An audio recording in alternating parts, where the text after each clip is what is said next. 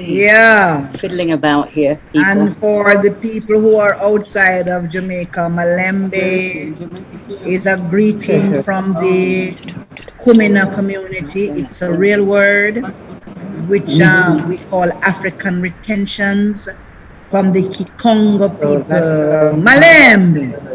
Malembe. Dr. Meek. Malembe. Yes. Can we say Malembe to Miss Thompson as well? She's on. Oh, Miss Thompson, Malembe. Me don't see her though. Miss Thompson, can you hear me? She's muted and her camera is off. So maybe she doesn't want us to see. Her microphone is on now. Miss Thompson, Malembe. Hello, everyone. Just you can all see me. No, not seeing you yet. Pleasant good afternoon and welcome locally and internationally. What's a mix we have this afternoon? Yes. The pot is nicely flavored and I look forward to an exciting afternoon. I noticed that Michael Herrings, is that it? Yes. All the way from Scotland just messaged me to say that he has in his family Maureen and Thompson. Oh, wow. The first that he's meeting, the two names combined. So I greet him very warmly as well, and we need to talk some more to see where this is going. Right. I wish for the afternoon to be one of great success. Amina and everyone, all the tellers, I know it will be, and I'm really looking forward to the offering. Again, pleasant good afternoon and all the best to everyone locally and internationally. Thank you very much. 1 minute to showtime. I'm going to get ready for showtime. Everybody's saying come and read there.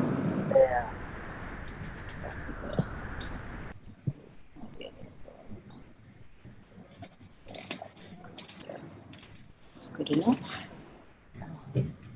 All right, so those of you who have the YouTube links and the Facebook links, please direct your friends and family now to YouTube and Facebook of the Jamaica Library Service. Please direct your friends and family to Rampoon Radio. Good afternoon, Delaware.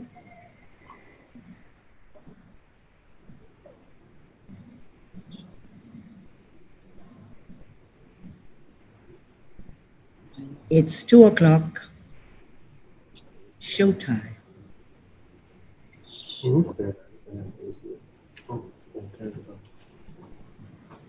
No man, not turn it on, turn it off. It make nice. Like that, I want it to turn off.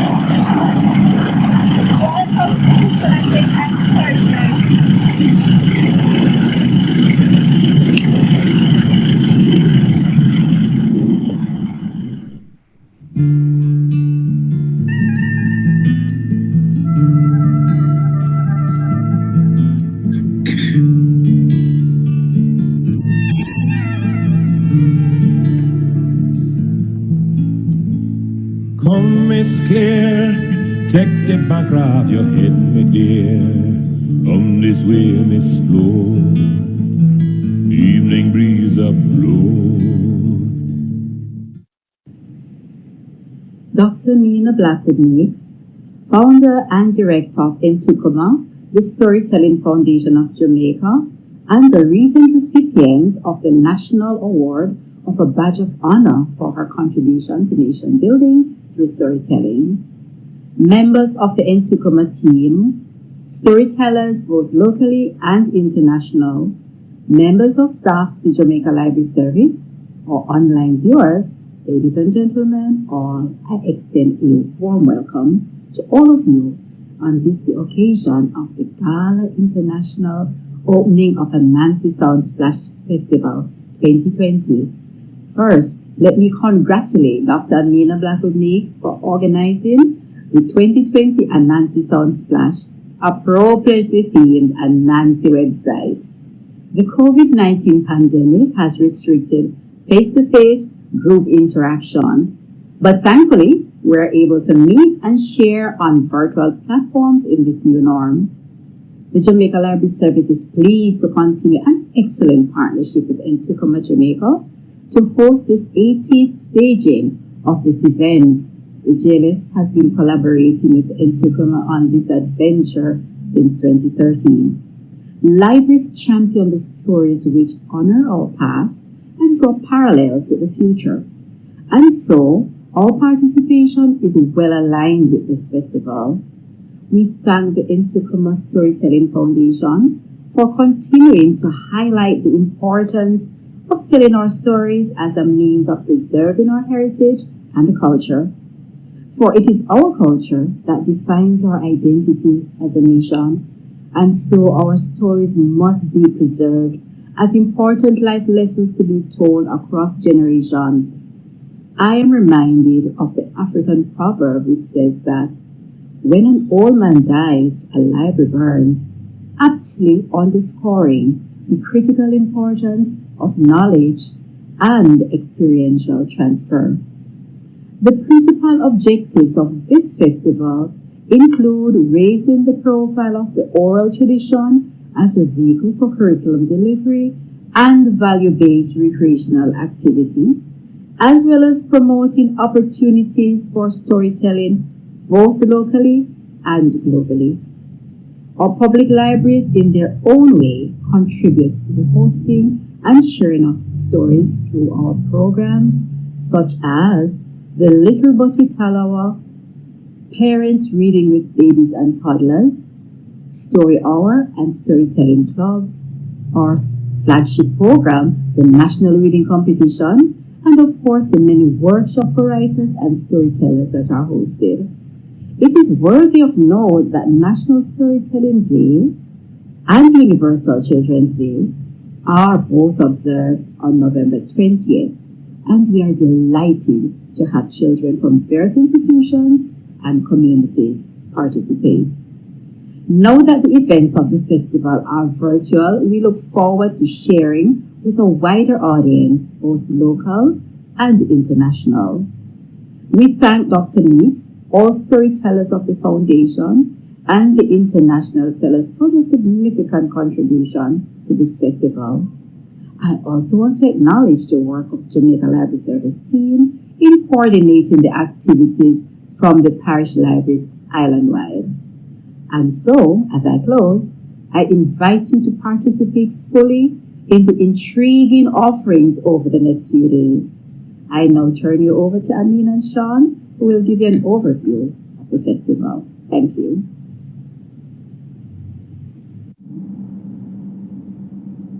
All right, so Dr. Meeks, kindly share with us where this concept of Ananse Sound Splash is coming from. It comes straight out of the head of Ananse, right into my ears. That we need to preserve our storytelling tradition, that we need to understand the value of stories to national development, to personal development, to community cohesion. So the idea has always been there. Peter Tosh used to say that, not write a song. You just go there one morning, a song a go out, and you just pick down a song. So I just went out one morning, and the idea was there, and I picked it out, that we need to have a festival which takes the stories into schools as education, which takes the stories into colleges as workshops, which takes the stories into the arena of national development as conferences and workshops. And so we started to do that in 1998. in 2012, we rebranded the festival so that we could make a different kind of contribution to our independence celebrations. In that year, Jamaica turned 50. And when we rebranded, we came to the library to say, will you be our partner? In a real way, the library has always been our partner, because back in the day, between 1998 and 2012, we would go around the country and make stops at various schools, but also make stops at the library. And so the library is our home. And when I was little, I used to come to this library every Saturday and listen to stories. And Uncle Noel used to come and tell us stories. So stories belong in the library.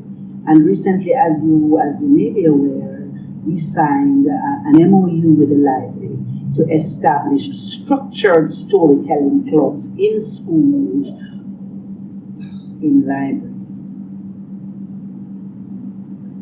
And recently, as you may be aware, we established an MOU with the library to establish structured storytelling clubs in every library. I am saying every library. I know that the Jamaica Library Service has almost 1,000 libraries. So I mean parish libraries and community libraries and mobile libraries, but we know we can only start with the parish libraries, and when those are strong, then we can replicate through best practices. It is our aim to have a structured storytelling club in every single library in Jamaica. All right, that is absolutely brilliant, and I think it's a natural partnership that has developed. All right, so for this year's festival, we're expecting an 8-legged event. Could you share with us what we might expect for this year? Okay, so all the festivals have 8 legs. Ananse have 8 legs, and that's why they name Ananse Sound Splash. But we're so excited about the reality of having to go online. It is teaching us so many things about how we can reach the entire world. Ananse is global, you know. Ananse have the original World Wide Web. It's just that we are just discovering that Ananse have the original web. And so the theme for this year is Ananse website, SIGHT.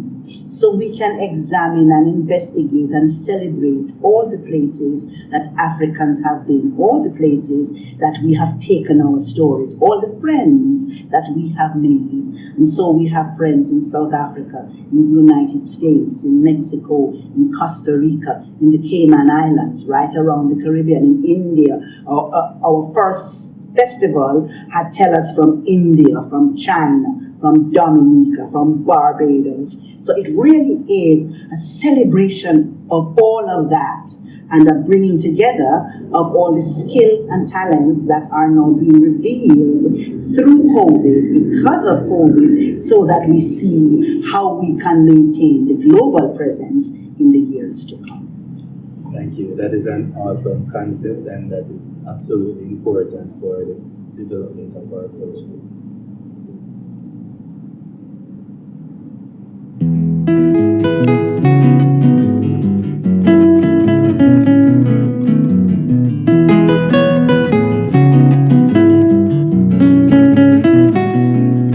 Great Ananse is the king of our imagination, bringing stories with the light of the ancient Africa. Great Ananse is a griot, a chantuel, a calypsonian. What a wonderful delight is to hear her stories. Like an enormous spider web, she weaves her stories, and the grandpa and the kids, they all love what there's to hear. Great Ananse is the king of our imagination. Ananse is the wonder of creation.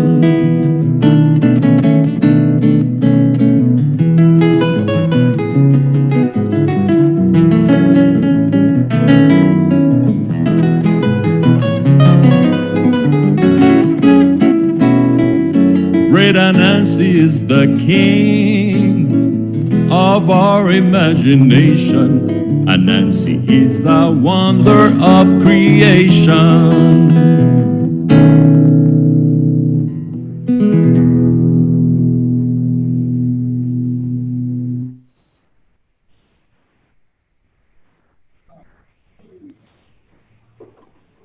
Greetings, everyone, and welcome to Ananse Sound 2020. Hey, Dr. Mix. Hi. I'm excited. That was a beautiful, beautiful. It was so exciting with all the storytellers arriving in the library bus. Yes. Thank you very much to the bus driver. Boy, I'm feeling good. I'm going to keep quiet now, people, because the co-host for today's activities will be Mr. Jerry Neil Richards and Mr. Sean Thomas. I will only interrupt because I like to interrupt, but they're running the show today. So over to you, gentlemen. Greetings, Amina. Greetings. Thank you, Amina. At this point, we're happy to be here. I'm Sean Thomas. And I'm Jerry Neil Richards. All right, so at this point, we want to acknowledge the support of the Ministry of Culture, Gender, Entertainment, and Sport in making Ananse Soundsplash 2020 possible. Wonderful, wonderful. All right.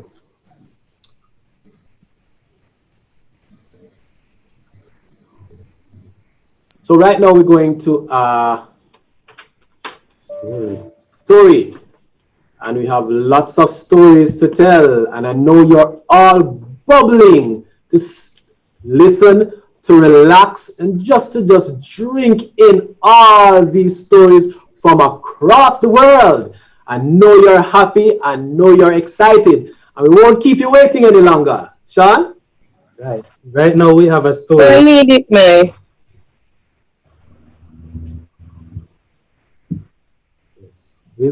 We'll go to our first story at this point.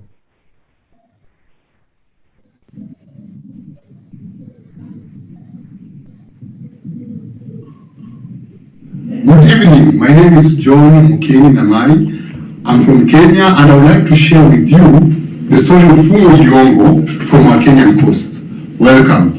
Po po po po, ariwa ariwa, po po po po, ariwa ariwa, yule ndiye popo, ala maembe pekee, amebaki kutubwagia kubwa, ala maembe pekee, amebaki kutubwagia kubwa, ala maembe pekee, po po po po, ariwa ariwa, po po po po, ariwa ariwa, wabieni popo, ala maembe pekee, amebaki kutubwagia kubwa, ala maembe pekee, amebaki kutubwagia kubwa, ala maembe pekee. Our story, the story of Fumo Giongo, begins with the words of this same song. This is because a long, long time ago, among the Waswahili of Pate Kingdom, Fumo Giongo uttered these words of this song that have never been forgotten until today. In these same words, Fumo Giongo, for the very first time in living memory, challenged the forces that had oppressed his people over many generations. But after Fumo Giongo composing this song, Popo, things changed, never to remain the same again. Po po po po, arewa arewa, po po po po, arewa arewa, wabieni popo, ala maembe pekee, amebaki kutubwagia kokwa, ala maembe pekee, amebaki kutubwagia kokwa, ala maembe pekee. But who was Fumo Giongo? Fumo Giongo was born a prince in the house of rulers among the coastal kingdom of Pate. It was during those forgotten times when even the Arabs and the white people had not yet set their feet at the coast. The blood of kings and princes flowed through his own veins. Unlike any other child, Fumo Giongo was a resident in his mother's womb for 9 months. And on the day when he was going to make his grand entry into this world, a team of midwives and attendants was seen busy moving in and out of the house where the expectant mother was in labor. Ujungue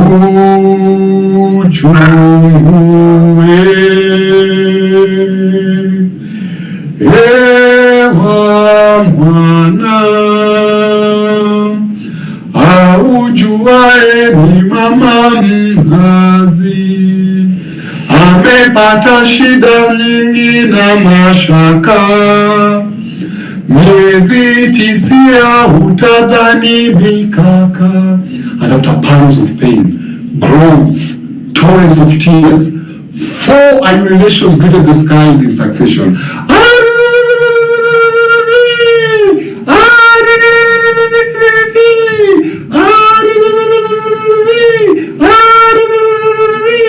A baby boy had been born.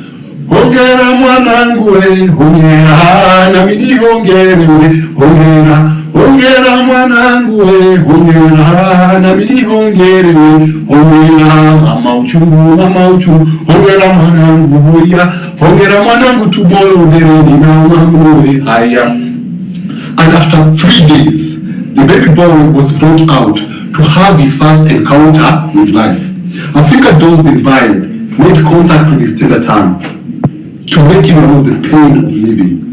Also, in addition to land on his inexperienced tongue was a drop of honey to introduce to him the sweet things that life offered.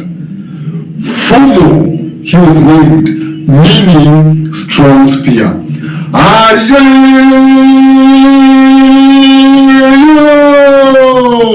Ayo! His eyes glowed as if daring the world for a challenge. They looked at him and named him Lee Yongo, the brave vanquisher of every challenge the world would dare confront him with. Ayo! Ayo! Fomo Lyongo grew up into a giant of a man, walking over 8 feet tall, with the strength of a fully grown male buffalo, and the energies contained within his bulging muscles could only be equaled with the sharpness of his mind. In the field of target shooting, Fomo Lyongo never missed anything that was placed half a mile away with his arrows. What about athletic races? Fomo could only be rivaled by the wind, because whenever he confronted his competitors, Fomo Lyongo would lead them to run fast. The likes of Rudisha from Kenya, the likes of Gabriel Selassie from Ethiopia, even Usain Bolt from Jamaica. He will lead them to run fast, raise dust, pant their hearts out. And whenever they were just about to reach the finishing line, Fomo Lyongo would blast like thunder and lightning through the tape, beating them all. In war and combat, 1,000 men never faced Fomo Lyongo for a fight and live to tell the story. Fomo Lyongo's arms always held 9 spears at a go, which he would throw at once, spraying enemy warriors with death. Now, Fomo was born during the reign of King Daudi Mlingwari, who had oppressed his people in tyranny. But after Fomo Lyongo composed this song, things changed, never to remain the same again. Thank you. Am I the only one who noticed John backdrop? Boy, that looked just similar to the Jamaican bandana. But guess what? It's not only the fabric that binds us, you know. It binds us not only in spirit, but it's in heart. I'm going to tell you a story. If you want to hear Dopey laugh, if you want to hear Dopey laugh, go a riverside Sunday morning. Man Dopey laugh, ahoy! Oh man Dopey laugh, kem. If you want to hear Dopey laugh, go a riverside Sunday morning. Yes, there was this man who always come to town to sell his own provision at the Coronation Market downtown. Yes, man, that very market where most of Jamaican persons from all over hustle and bustle from every parish to come sell them grown provisions. Now, this man used to do this all the time. And on this particular afternoon, he coming with all him load and he pack up and he sort out him stall for Saturday morning. Now, him always go outside and try and find all the nice young girls. But guess what? This man, he was a womanizer. He used to always try to find all kind of young girls. But guess what? Them kind of things they're not supposed to happen. We don't tolerate them things, you know. And as Jamaicans, we believe that family must stay together and a man must have one person. No, and them evening now him get dressed nice in him lengths, him put on him clocks, and him look very boastificated. In Jamaica, we say him look very boastful and bashy, and he is a dapper. When put on him top hat man, and him go all the way out on the front, right in front of the Darling Street police station. Now that police station is right opposite to the market, Coronation Market. Now, when him look down the road, he see a nice young girl coming. No, she had long hair flowing down to her back, and she was, as they call in Jamaica, a browning. A nice, pretty girl who was very nice and very good looking. Now, as the woman moved closer, him observe her even more, and he tries to hit out at her. And as in Jamaica, some of them would say, him looking the girl. Now, as she approach him closer, man, they say, the man now start to fix up himself, brush off him collars, and he start to look on him clocks, and he start to touch it. And he said to her, "Psst, nice baby, come over to my side, man. I want to have a word with you." But the poor man never know that the woman was a dopey. As we mentioned earlier, spirit devout. If you want to hear dopey laugh, that was all the thing that was ringing in the man's ears. And the woman, she was a dopey. And that dopey, you know, they have a very deep kind of a sound. We call it a nasal sound. They talk down into their throats. So as she come closer to him, man, the man said, "Lady, you don't want to have a word with you. I want to take you out to have a drink and so on." No, the woman start to kind of give in to him, and so she answer, "Yes, baby. I can go out with you later, but you have to come over to my place." Poor man was wondering what was happening, because he was never asked to go over to another woman's house. No, she lived right across the street.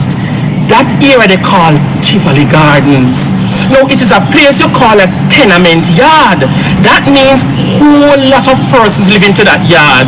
And therefore, you had some fast neighbors who want to pry into people's business. Now, as he approached the yard and he was on his way, persons start to move their curtain and they start to look out at him. Now, the woman was escorting down to her quarters. Now, a very nosy neighbor next door was peeping through a window and she saw what was happening. So the woman bring the man into the house and she asked him to stay. And she said to him, "You know, I have a errand to run, you know. I want you to stay inside here until I come back, and after I'm done, I will come back to you." Poor man never know what was happening. And then nosy neighbor come over now, man, and said to the man, "You know, it's a dopey, you know. I want you to put the mortar in the corner into the bed middle and throw the sheet and put the pillow there and cover it all like smaddy." Now the woman know the dopey coming down, man. Splish, splash, coming down the hallway. And when she reached the door, she bust it wide open. The poor man was standing behind the door. And when him look, he see her just dash herself into the bed. And all you could hear was splash eye. All of her bones mash up. And he said from that day until now, she make her way all the way you could hear her singing going to Maple Cemetery. "Mr. Mac, Mr. Mac, Mr. Mac. Me dead one time and me dead two times." You know what? That woman should have followed Amina and us 16 years ago when we started out on our journey, when we traveled 7 parishes the whole week and joining with libraries as we tell our story. And from that day, all we can hear the woman singing and it ringing. "Mr. Mac, Mr. Mac, Mr. Mac. If you want to hear the laugh, if you want to hear the laugh, go a riverside Sunday morning. Man up he laugh ha hi. Woman up he laugh kem. If you want to hear the he laugh, go a riverside Sunday morning. In the parish of Manchester live two brothers. One was so tall and big that they named him Big Barrett. The little brother was short and thin, and his name was Sonny. The people in that particular part of Manchester said Big Barrett had special powers because of the things he used to do. Big Barrett had a way of going trespassing on people's property and taking whatever he felt like taking. So one day Big Barrett went to Mr. Logan's farm, and when he went to Mr. Logan's farm with the donkey, with the two hamper, he picked mangoes and he picked mangoes and he picked mangoes and he picked mangoes. And then Mr. Logan come up and say, "Yes, I catch you now." So Mr. Logan lock the gate man and go and get the police. And when Mr. Logan come back with the policeman, feeling very happy with himself, you know, when him look, there was no Big Barrett. So he look and look and look and look again. Still no Big Barrett. And the police them said to Mr. Logan, "Logan man, how you make me waste with time? I think you say you're locking the man." And Mr. Logan start wonder what happened. And as Mr. Logan looked to the east, he couldn't believe where he must see, because there he saw Big Barrett, and he had to wipe his eyes and shake his head and look again, because when he look, the Big Barrett him see, and Big Barrett just take up the donkey with the two hamper and put the donkey with the two hamper over. And from that day, people said Big Barrett had special power. Then even said there was another time when Big Barrett was court man, because Big Barrett always a trouble people thinking and would go into the court. And one day, just as the judge was about to pass sentence, then just said Big Barrett was up and just jumped through the window. And when Big Barrett jumped through the window, everybody in the court said, "Whoa, him dead now, him dead now, him dead now." So the policemen then take their little time and go down. And when they go down, they not see Big Barrett. And when they look up the road, a Big Barrett, they see around. Big Barrett continue doing all him antics. Big Barrett continue stealing until them say Big Barrett go steal from the wrong man. He go steal the man cow, and the man do something to the cow. And that is why from that day afterwards, Big Barrett just got weaker and weaker and weaker and remained in his home. And his home was also interesting too, because he never lived in a house. He lived in a cave. And the cave where he lived in had bed, had dresser, had everything. And when you go there, he even had curtain on the window. And then you say, what a thing. What a thing. Something can really go so. And Big Barrett himself, wherever he went, he would tell the story of how him just lift up the donkey with the mango and all the other things they went do. So from that day until today, you can go and find out more if you want to about Big Barrett, the amazing, amazing man. Chapman Dora, me not choose now.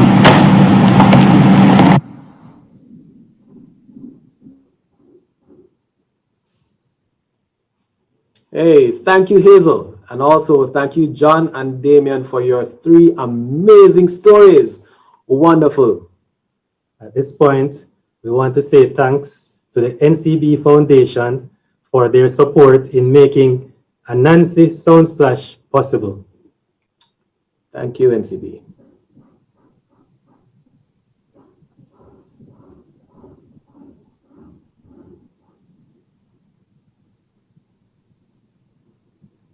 And we will go into Who is coming next? Punchinella, little fell. Who is coming next? Punchinella, little fell. What can you do? Punchinella, little fell. What can you do? Punchinella, little. You believe in duppies?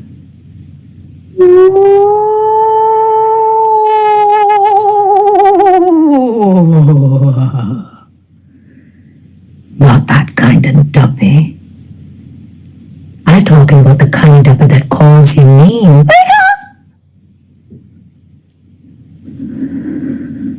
When you know you're the only one in that room. What about the duppy when you're sitting on the sofa reading your book in peace that comes and sits right next to you? And you know it's there because of the strong smell of perfume. Or that duppy that makes you run just a little bit faster. When you take that footpath home, you know that shortcut in the pitch blackness, you know that duppy? The one you can feel inching closer to you? Or maybe you've seen a duppy, one that is a big glob of black nothingness in the middle of the road that has a strong magnetic pull that sucks you straight through it. You ever had that experience with a duppy? Oh, I could tell you about duppies. But maybe you need to know about the kind of duppy that you invite home. Yeah. The duppy that you call to you. Innocently. A long time ago in Kimmenbrook, on the north side of the island, there was a mother and a son who lived in a small cottage. Daddy had gone off to sea, so it was just the two of them. A little boy named Hecky was like any other boy. He loved to go fishing. He loved to make things with his hands. One day in particular, he came home with a beautiful guava wood gig. You see, he had been collecting guava wood from around the cottage. And he was able to carve out this most beautiful present for his mother. As he presented it to her, he said, "We have to try it out, Mommy, we have to try it out." She was busy preparing his favorite meal, steamed fish with stewed breadfruit, and she had already made a sweet cassava stretcher. That night was a special night, you see. They had not long moved to this cottage because Hecky had grown big enough to deserve his own room and his own bed. As they started to spin the gig, they laughed. There was a lot of joy that filled that house. Hecky spun and spun and spun that gig round and round through every room in the house. The gig seemed to take on a life of its own, spinning to and fro and back and forth and in and out and under the bed. Hecke was truly impressed, as was his mother. This was a very special gig. They cleaned up quickly, put the gig down, and had a wonderful dinner together. Hecke thought, I just want to spin her a couple more times before bed. And he went ahead to do that. As he wrapped her up and let her go, the gig just seemed to sing and spin around. It almost seemed as though he had a friend in the gig. The gig knew exactly which way to go and how fast to spin and just how to slow down right next to him, as if to say, spin me again. But then it was time for bed. And Hecke went to his room after cleaning up, knelt down and said his usual prayers for a good manga season, to catch that old pompous Jack, boy he fast, and for me to find some more really good guava wood, because I gotta make some more gigs. He almost said amen, but then he remembered Mama always said to thank the Lord for something. And I thank the Lord for Mama, and I want to keep Daddy safe to bring him home soon. Amen. Into the bed he went, with a little kiss on his head from his mother, and he wrapped up in his quilt. Hecke was just between wake and sleep when the room filled with a glow, and all he could think was, boy, the moon must be shining bright tonight. But it soon became apparent that that wasn't the case. You see, a tall, dark, slender figure just came right through his door. That's right, right through the door, which was closed. And soon this tall, dark figure turned into the shape of a man, a tall man with straight dark hair and a long nose and thin lips and big ears and long arms and long old fingers that just seemed to reach towards Hecke. And Hecke's eyes blazed open like this, and he thought, this is a nightmare. This can't be real. And when he saw those long figures reaching towards him, he screamed out, Mama!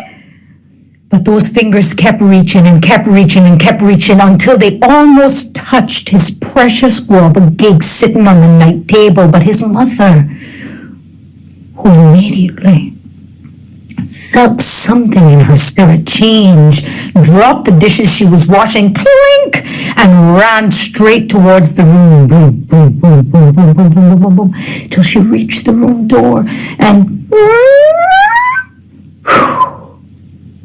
but as she opened that door, that tall, slender, dark man floated straight through the other door on the other side of the room, which led directly to the outside. What is it, son? A man was in my room, Hecke said, trembling. He looked back at the guava wood gig and picked it up quickly and put it under his pillow. His mother went to the other door, tried to open it, but it was locked. Then her eyes opened, and she realized what had happened. She unlocked the door, opened it, and looked outside. But it was a serene night. She shut the door back, and she lay in bed with Hecke. They moved from this house a few years later, and many moons after that, Hecke overheard fishermen down on the rocks talking about the haunted cottage on the north side of the island, and he knew instantaneously it was the home he had spent some time in. They spoke of a man who lived in the house who met an untimely death.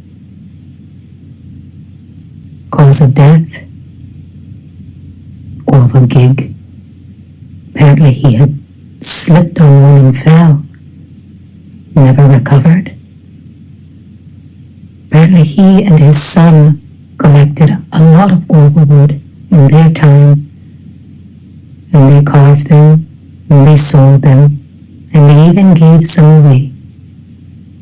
And it became clear to Heckin what had happened that night. The night he spun and spun and spun his gig. What do you have in your house? Just waiting on an invitation. The peace, and us living side by side. The peace, and us living side by side. Shh.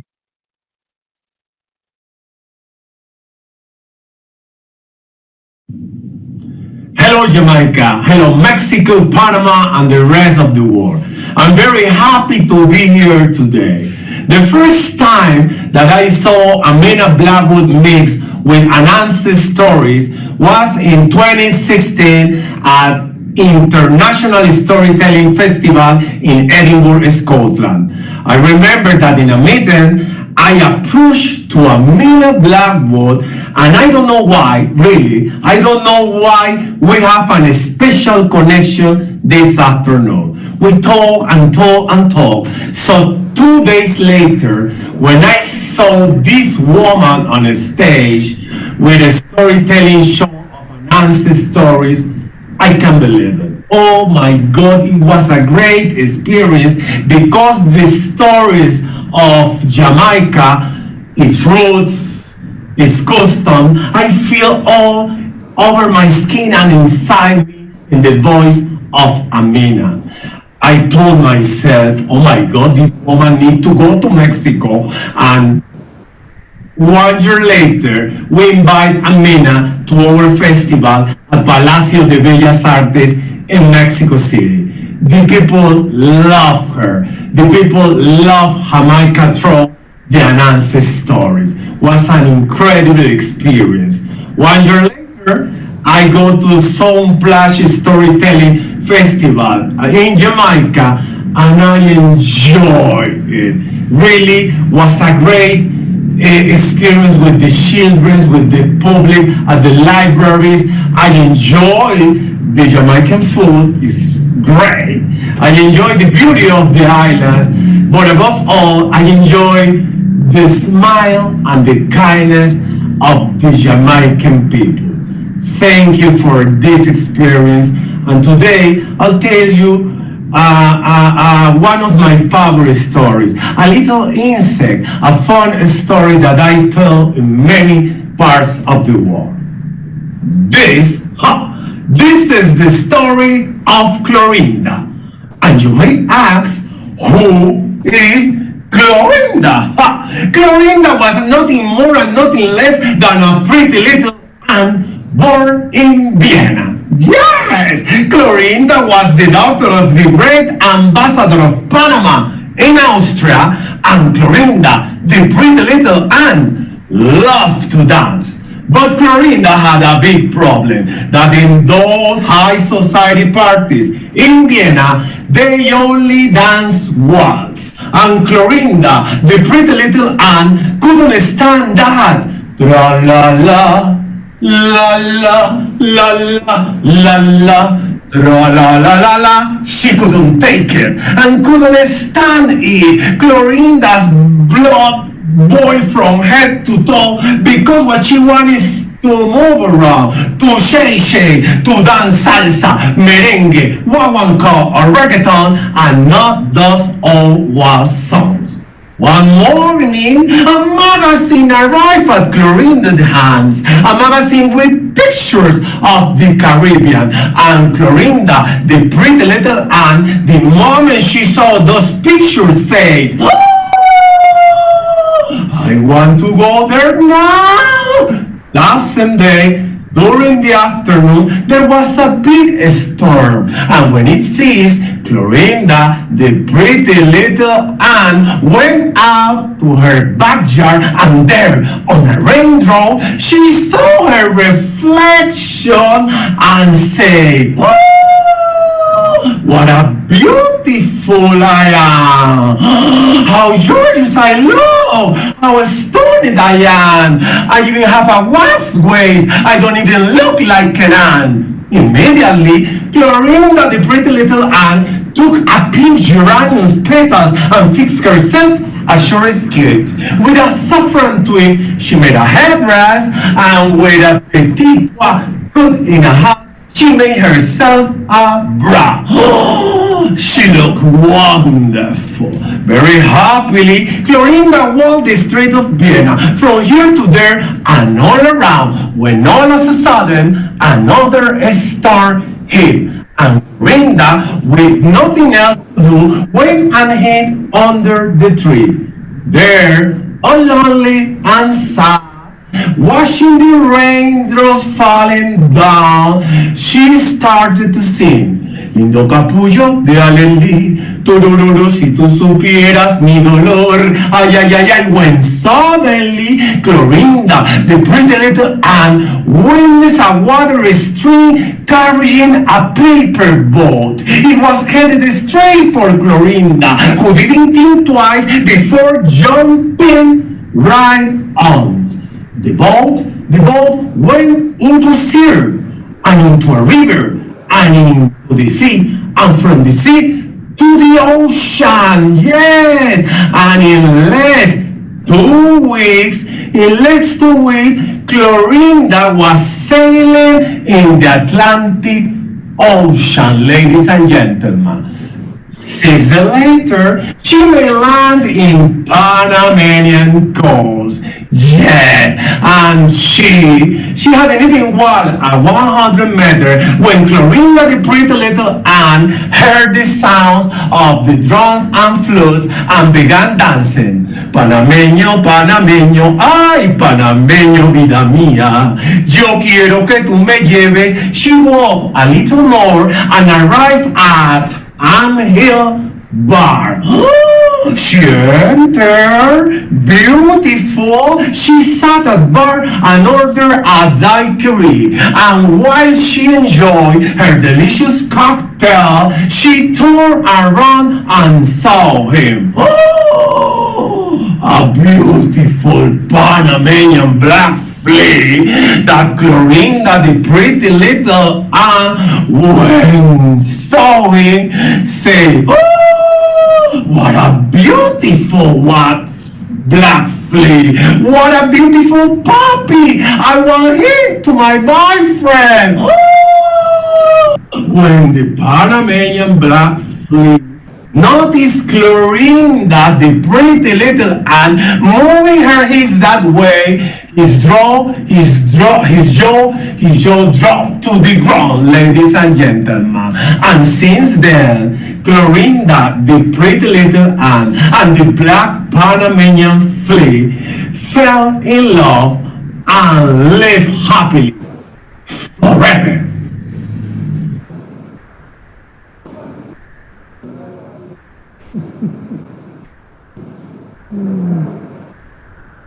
Malembe! Welcome to Storytime Sing-Along in the Mud Palace Gallery, Africa Village, the one and the only dirty, that soil in Shui and dung hand-built gallery by the sea, filled with one-of-a-kind art, craft, goodies and gifts, all made by hand with love in Treasure Beach, St. Elizabeth, Jamaica, by me, artistic diva, Sharon Martini, Auntie Shasha, aka Yaninga. Picking up my son from preschool one afternoon, this little girl came and stood before me and stared. You know how children can stare at you and you start to wonder if you have boogers falling out of your nasal passages or callaloo in your teeth? Finally, I said, hello. Are you Moses' mummy? Yes. Can I touch you? Living as long as I have lived in this skin, I felt that I had a good idea as to where this young lady wanted to go, and I was not about to go with her. Luckily, Spirit, popped in and whispered loud in my ear, "Sharon, maybe you don't know exactly what this little girl wants." So I exhaled, "Okay." And she came and she rubbed my arm, and then she rubbed her own arm. Then she closed her eyes, touched my arm again, and touched her own arm. And she skipped off down the corridor, stopped, spun around, and this little girl was beaming. I mean, it was as if she were lit from within. And I realized in that moment that she had never touched delightfully dark skin before. And in her infinite 4-year-old wise woman wisdom, she knew that she needed to close her eyes to eliminate all those teachings, all those things that would have blinded her from touching the truth that skin is skin is skin, no matter the color. Now, I went home that evening and I wrote about that experience. It touched me so much. And that became a book, Max and Me, my children's picture book. That is a story about friendship. It's a story that highlights our differences and celebrates our similarities. It's ultimately a story about love. This is me. This is Max. Max and me are best friends. Max and me are cute. We love to make funny faces. Can you make funny faces? Max and me have 2 hands. Mine are brown, his are pink. We use our hands to race cars and beat on bongo drums. Max and me have brown hair. Mine is curly, his is straight. Our mummies cut our hair. Ew. Max and me have knobbly knees. Can you see my knees? We have owies on them from climbing trees and scaling fences and sliding on the floor. Max and me have bright eyes. Mine are brown. His are blue. We use our eyes to. What do you use your eyes to do? Hunt bugs in the garden. You like bugs? Max and me have big feet. We use our feet to jump and dance and kick footballs. Some of you might call those soccer balls. Max and me have long arms. We use our arms to hug. I love you, Max. Give yourselves a hug. Though I no longer remember her name, that young lady and I are forever tied together in one lesson and distinct teachings, resulting in one love, a book, and a song. Do you like to sing? Let's sing the song. What color are you? You're the color of love. Written by me. What color are you? What color are you? You're the color. You're the color of love. Brown hands, pink hands, do they touch? Do they feel? Do they hold?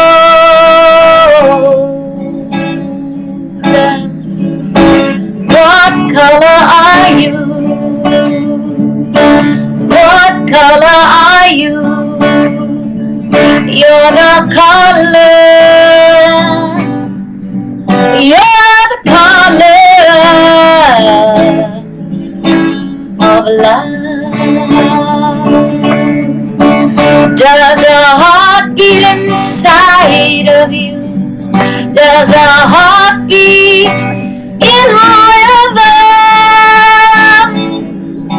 with this world? What color are you? What color are you? You're the color.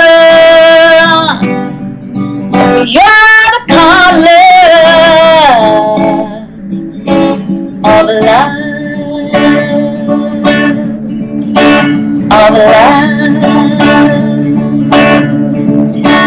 of love. Visit me online at sharonmartini.com for more information and to purchase my Dottie Beetle books.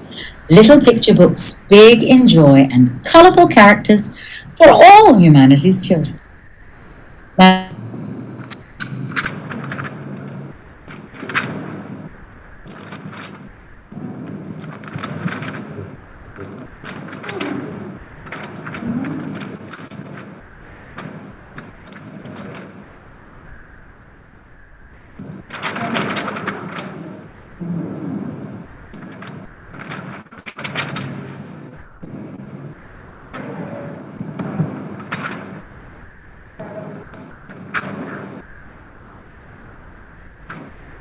Welcome back. We want to thank the storytellers, starting with Sharon, who just gave us a story, Max and me, and Sharon is from Jamaica. And Ruben, who is a unique combination of Mexico and Panama. And we also want to thank our first storyteller, Rita, from Cayman. And now we will feature the Kingston and St. Andrew Parish Library.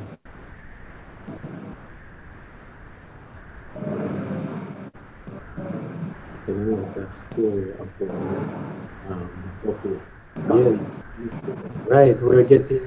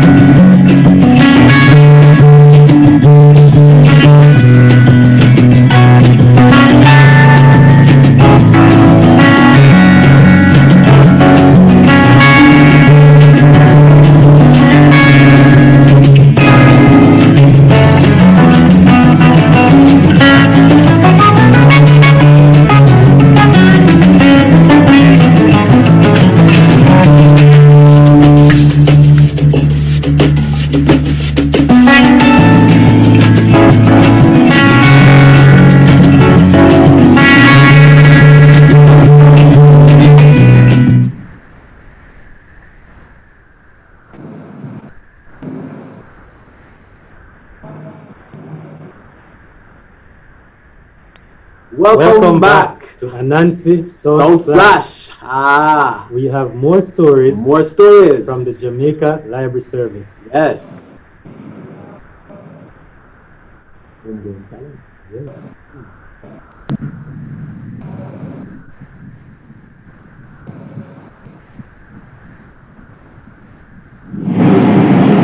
It's story time, story time, story time, story time, story time with Miss Lou and Auntie Queenie. Okay guys, today I'll be sharing with you a story about Ananse and Sorrel. Once upon a time, and it was coming down to Grand Market, and the people them in the village start cut them crop and pack up them donkey to go to the market. And Nancy now have no crop to plant to pack up because he didn't plant any. So the Grand Market Eve, which would be Grand Market Day, and the people then pack up them things, put them things in a them basket to go to the market to sell the following day.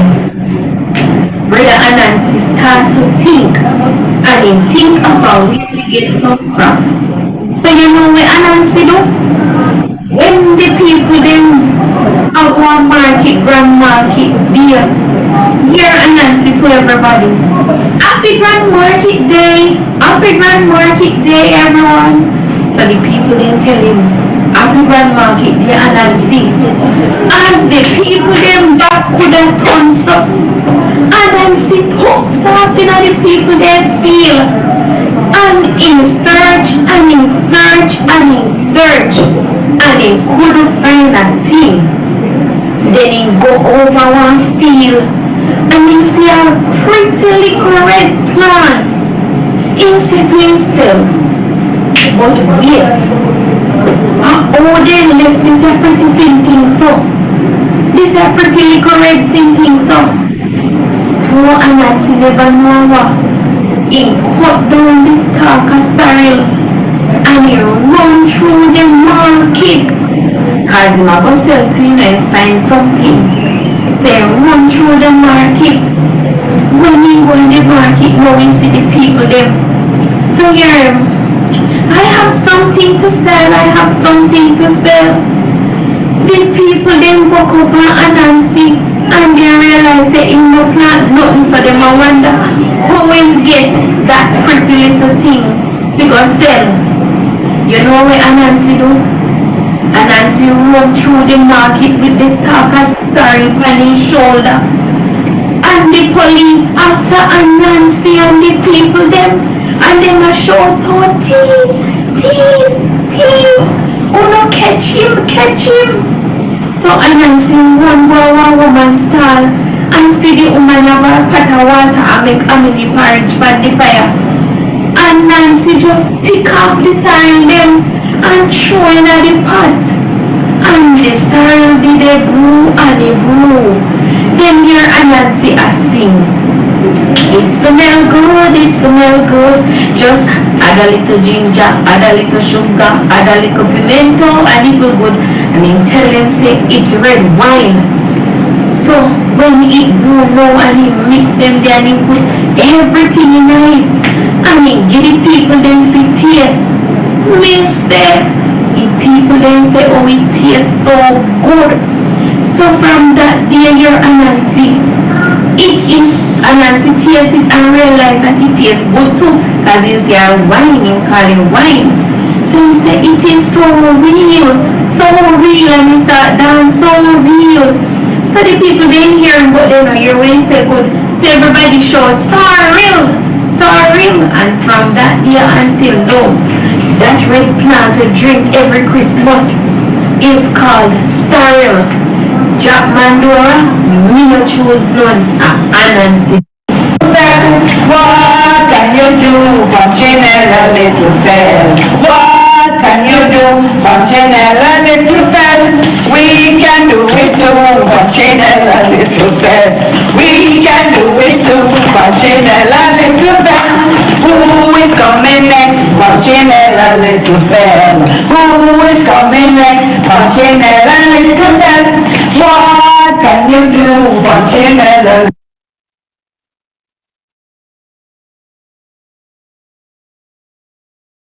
Escape from Limon, a short story based on a tale by Calypsonian Walter Ferguson. My mother sent me to Limon, to my aunt's house, to live there and learn a bit of music and piano playing. She was a wealthy woman and could afford to pay somebody to teach me. Me, coming from Coweta, I did not like the big port Limon. Too noisy and disturbing. Besides that, my teacher never liked me. He beat me up with a ruler because I did not read the music score. I only play by ear, memorizing that tune. I love music, but not the painful way I had to learn it. So one day, I decided to escape from Limon and go back to Coweta. I told myself that if I follow the shoreline south, I eventually get to my little and beloved hometown. So one day I started my journey by the Caribbean Sea towards Coweta. At first, everything was cool, the beautiful sea to my left side and the green forest to my right. But when darkness came and the night surrounded me, I felt intimidated. I was only 7 years old, and that dark forest scared me. I was lucky to find a little house built on top of poles to protect from humidity and floods. A perfect place to hide myself and spend the scary night. From under the house, I could hear an old woman complaining and coughing, and some kids trying to comfort her. One of the boys found me under the house, and I asked him to keep the secret. He was a nice person, so he gave me something to eat and some water. Early next morning, I returned to the sandy trail over the white beaches of the Caribbean. Kept on going, but all of a sudden I found myself in the middle of a cemetery. I noticed there was not a sound around, and that deep silence made me feel very strange. Surrounded by crosses and tombs, I started to think of spirits and ancestors, hoping the good ones would be to my side, but fearing some nasty ones would interfere in my way. I decided to run as fast as I could, not being aware that spirits don't deal with time or distance.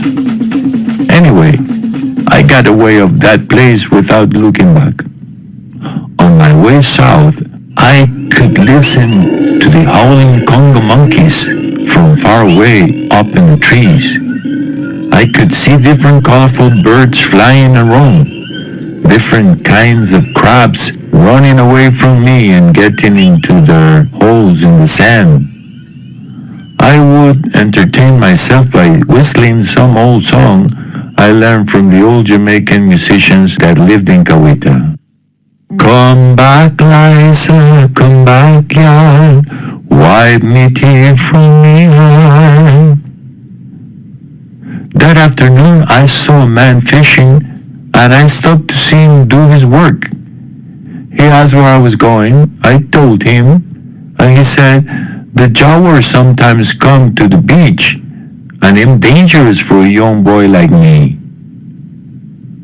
He took me to his house, where his wife cooked a tasty rondon with fresh fish. I had a good time at that house. The next day, the fisherman and his wife convinced me to get back to Limon. He offered to take me back in his cayuco. So by that time, I realized I might not make it alone to Coweta. So I accepted the offer, and we sailed back to the port. It was a nice day. A calm sea and dolphin jumping to the side of the boat, saying hello to us. He left me right in Cieneguita, where I could walk back to Jamaica Town, where my aunt lived. I still did not want to get back there. So I asked a Chinese man that owned a restaurant to let me work there, cleaning, and to give me a place to sleep. I cleaned the whole place, not realizing the man knew my aunt. So, after all that cleaning, the police came and took me back to my aunt's place. She was very worried and held me tight.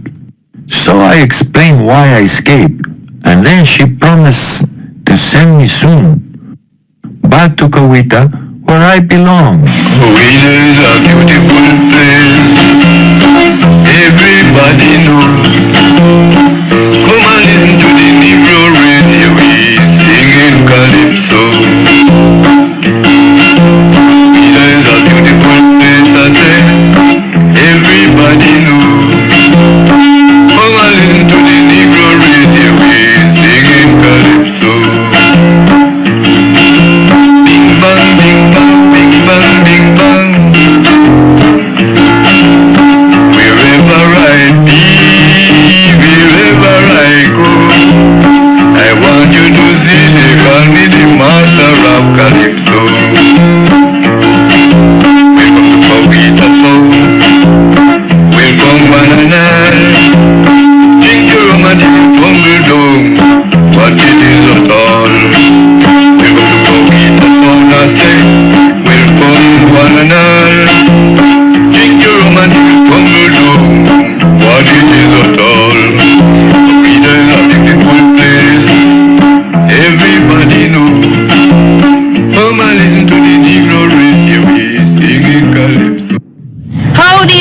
everybody, how you do?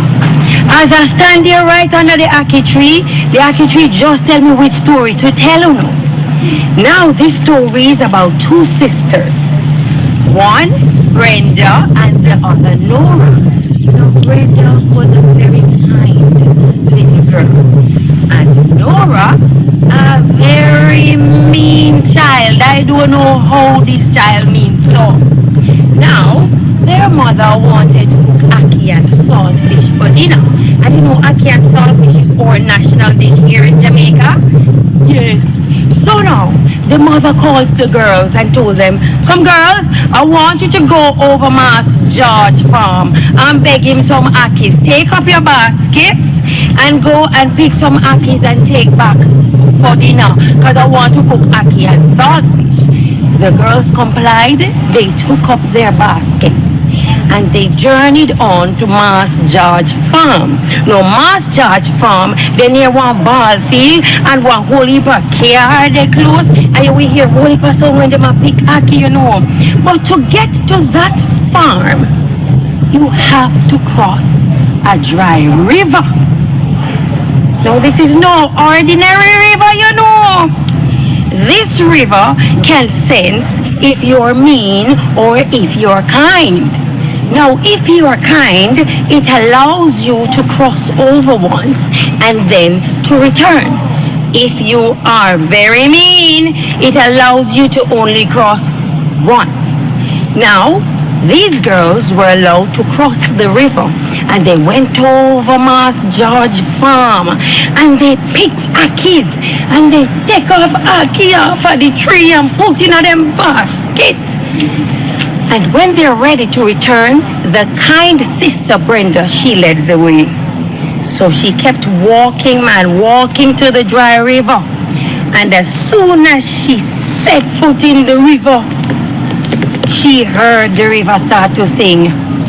If you no give me one ackee, you no pass ya. If you no give me one ackee, you no pass ya. If you no give me one ackee, you no pass ya. Dry river go come and wash you away.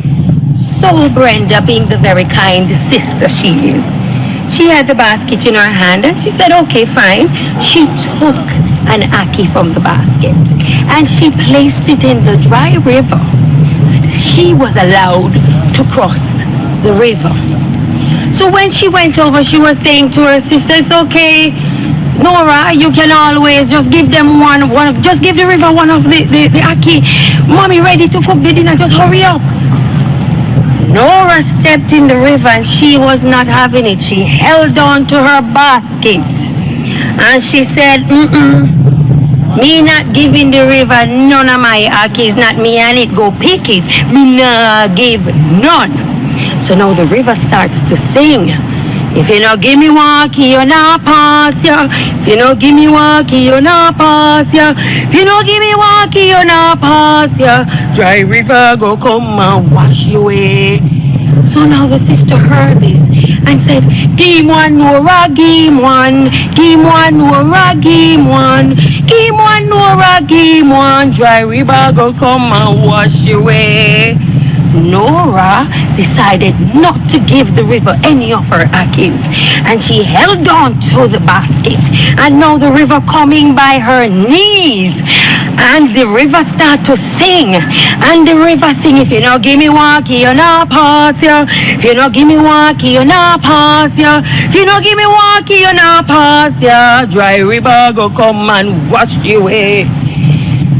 Nora decided she's still not giving up any of the ackee and the sister begged Nora and the river sing and the river climbing up to Nora's waist and the sister beg, give him one Nora, give him one. Give him one Nora, give him one.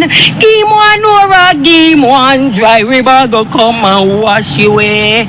And Nora still held on to the basket and the river start come up to Nora's shoulder and the river start sing. And Nora decides that she not give the river none.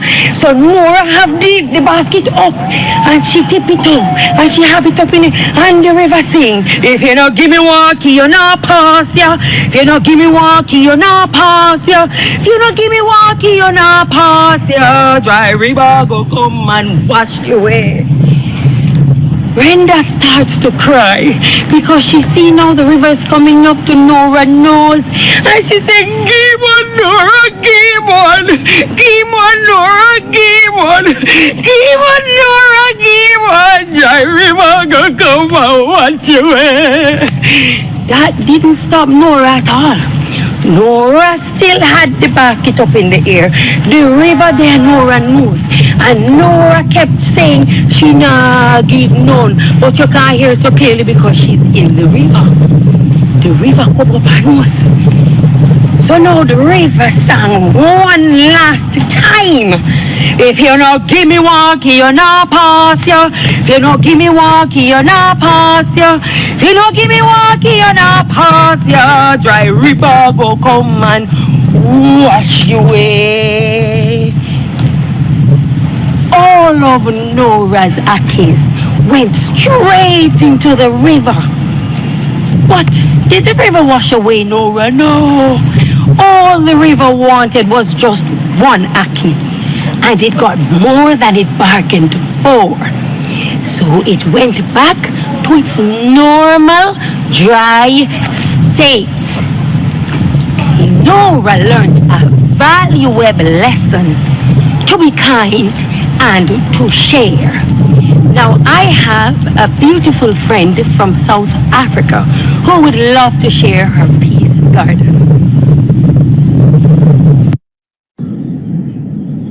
Sanbonani, I greet you all the way from eThekwini, Durban, KwaZulu-Natal in South Africa, and I wish you a fantastic festival out there in Jamaica as we reach back in time to the stories that our ancestors used to tell. This is an old story about a boy called Tulani. He was gentle and quiet like his name. He loved taking care of his father's herd of cattle. His father had so many cattle, and when he had had his breakfast and he'd go down to the river for the cattle to drink, he would walk across out to the hills where the cattle grazed. All the other boys went with him, of course, and they enjoyed themselves playing games out there, having fun. But sometimes they looked at Tulani and they thought, he's not so well, this one is a bit slow. They teased him, and they decided to go and do all the other things that they were not allowed to do, like going to the most dangerous pools down on the other side of the mountains to swim. And it was always dangerous. Something could have happened to them. But they said, you stay behind. You take care of the little insects that you're always playing with. Why did they say that? Because Tulani was so observant. He was always watching ants as they came, in their 20s, 30s, hundreds, and following each other, going to find food. And they would come back, sometimes carrying loads twice the size of their tiny little bodies. And they would go into their nests. Nobody was lazy. All the ants working together, always working together. And he thought, if we as human beings followed this example, we could achieve a lot. Sometimes he'd watch spiders as they worked intricately, weaving their webs between little branches out in the bush.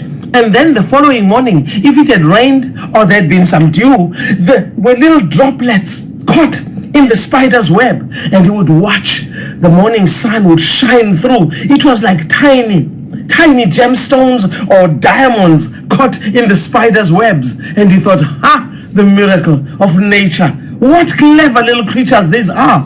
He always thought there's something he could learn from tiny animals like these. Other boys came back. Oh, Tulani, you're still busy talking to spiders, are you? They laughed at him. He was never offended. He was fine. He enjoyed living his quiet life.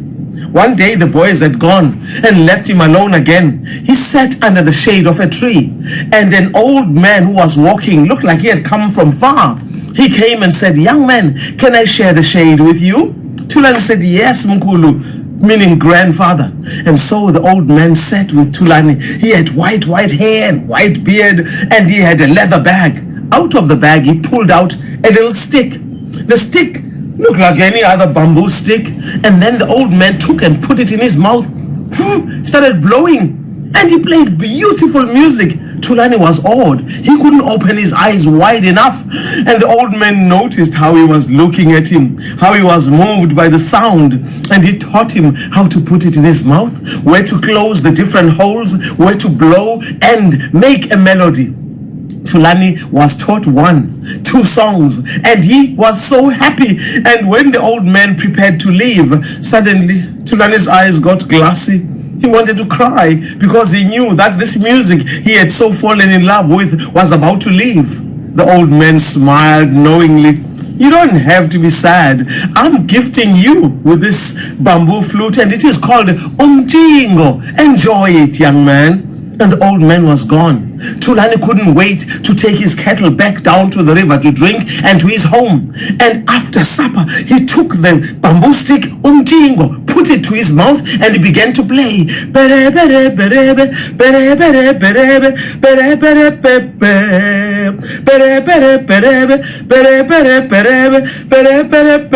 His parents were shocked.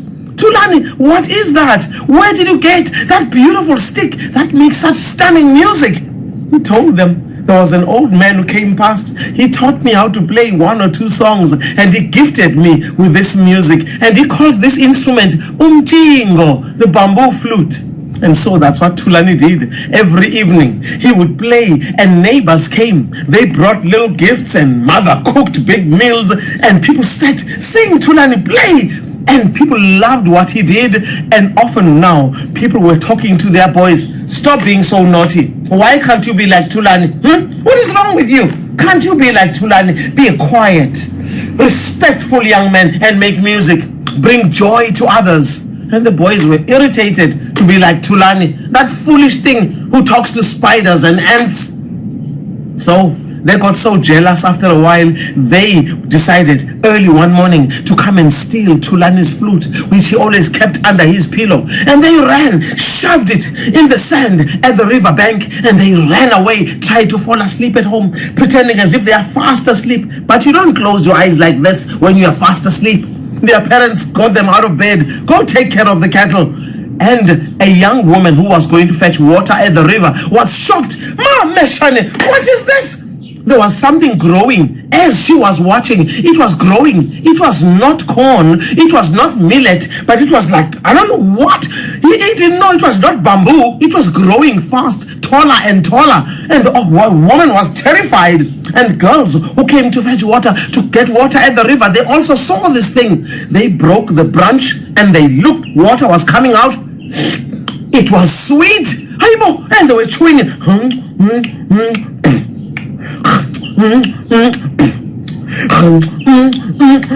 Boys came to ask, "What are you doing?" They said, try it very nice." And they were chewing and chewing. Mothers and fathers came to join until the old people who had seen the young boys who stole Tulani's flute running to shove it at the river bank, they said, "When you want to hide something good, it will find a way of coming right up, like the music that this young man was sharing with the whole village. The sweet music has given us this new thing that we can eat now.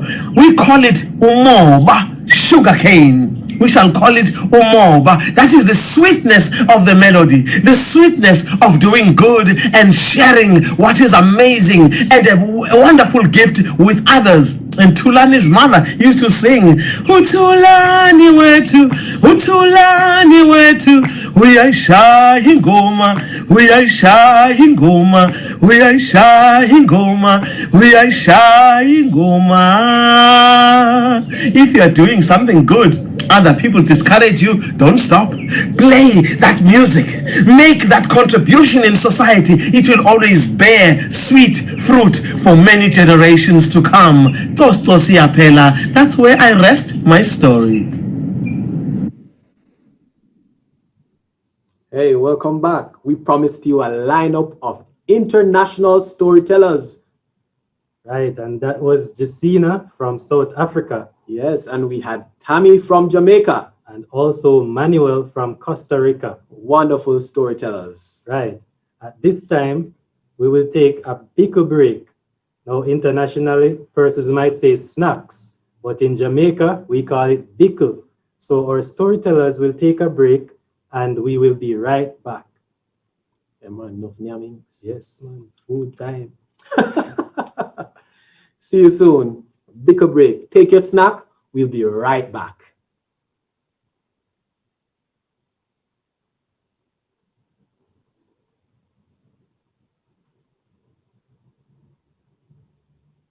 I mean, I should be on. So, so this is where we all get some food to eat and Yes, something like that. and Yeah, man. you know, it would have good if we have some coconut drops No. and some toto. Listen, I like And some, sweet potato pudding. Listen, you see when the little slaw up on top and it just yes, looks so mellow and yes, and some coconut water, I tell you if you just wash it and down. some sugar water. Yeah, man. They try to keep us down, scatter us all around, diverse parts of the earth, hoping we'd waste away. But no matter what they do, no matter what they say, all I got to do is harambe, harambe. Hear what I say, harambe. Hear what I say, harambe.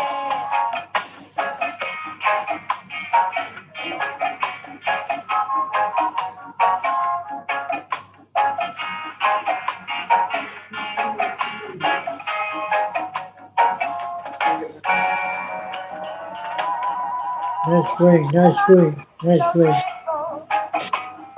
Check it next time it shows where we should be. Together in harmony, sailing in the same boat, rocking up the same street. So no matter what they do, no matter what they say, all I got to do is harambe, harambe.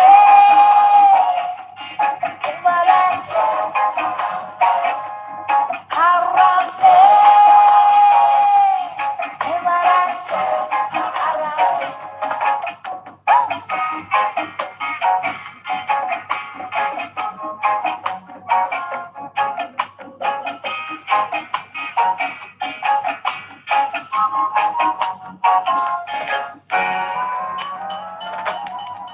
Gala leopard, changing spots. Jaja children, their skin. Of same blood thicker than water. Love will take us further. So don't you feel no way? As I saw Jaja say. And no matter what they do, no matter what they say, all I got to do tonight is harambe, harambe. What I say, harambe, harambe. Harambe means working together, pulling together in one love, peace and harmony. African way, don't feel no way. So Jaja say,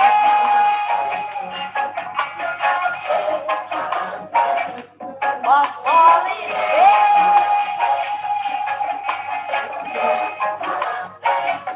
a lion say.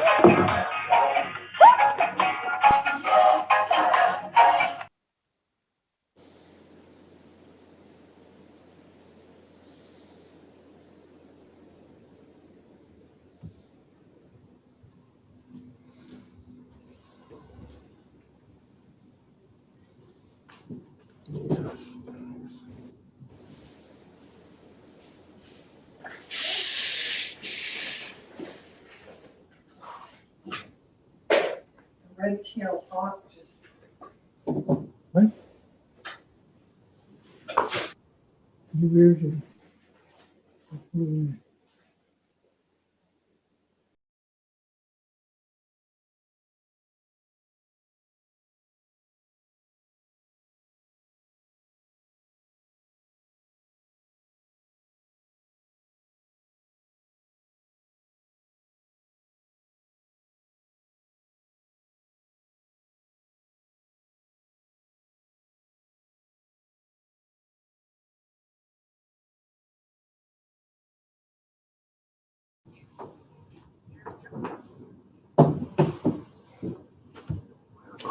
Welcome back, guys. Welcome back. I hope you enjoyed your snack. Wow, that was a well-deserved way to just cement down the stories in our head by taking care of the belly.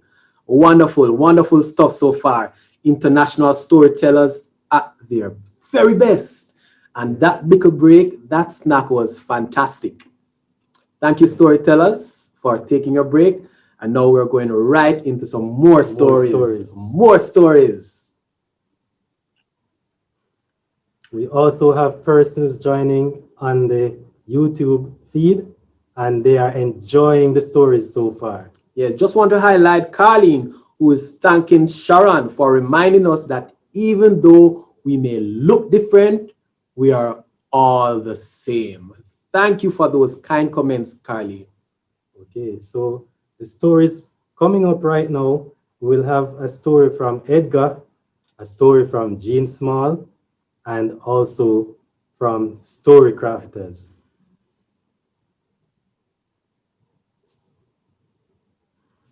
Stories are really interesting. Yes, these stories are interesting. So you just have to pay attention to them and just enjoy what the storytellers have. Definitely, definitely. Okay. So really looking forward to these stories. Yes. And our viewers on YouTube are enjoying. Okay, so right now we're going right to our stories.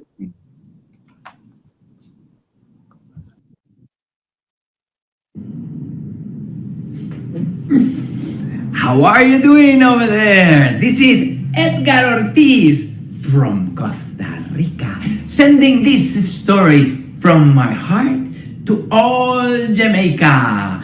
And this is the story of the great king, Akbar. It is said that this King Akbar lived in the north of India in the 16th century. And this is true, he really lived there.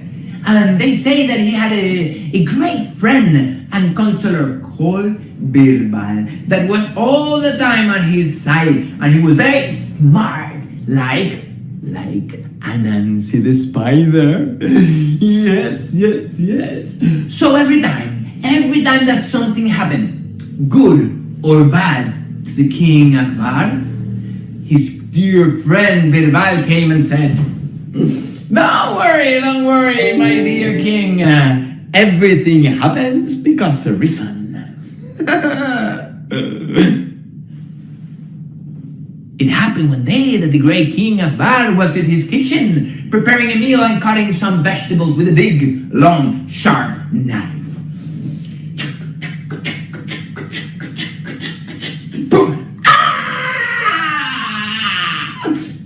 He cut his thumb, fell down into the floor, and his thumb started walking away.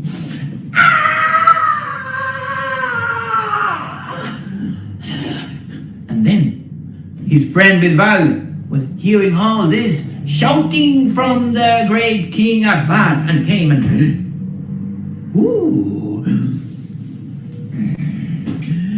Don't worry, my dear friend Akbar. Everything happens because of reason.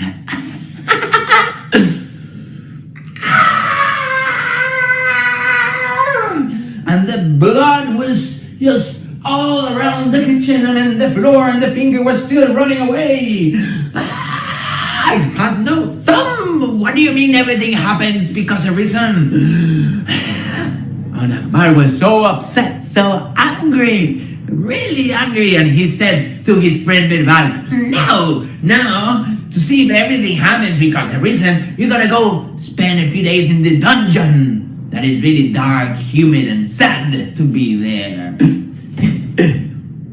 Okay, my friend Akbar, it's okay. I stay a few days in the dungeon, no problem. And a few days later, the great King Akbar, like usually every week, he used to take his horse and go riding his horse into the mountain and the forest. And then, suddenly, he was surrounded by these savages from the jungle. What is going on here? And they spoke this language that the great King Akbar could not understand. But he can understand one thing. They had really bad intentions. And they took him into the village, deeply into the jungle. And then they were preparing a sacrifice. A sacrifice, yes. And they were cutting heads for the sacrifice. And they were doing this sacrifice for the goddess. And they were preparing this space now to cut the head of the great King Akbar. So they brought him here into the floor. They put his head down in the stone. And on his side, this big and strong executioner got this long axe. Big, sharp. And when the executioner was ready to chop his head,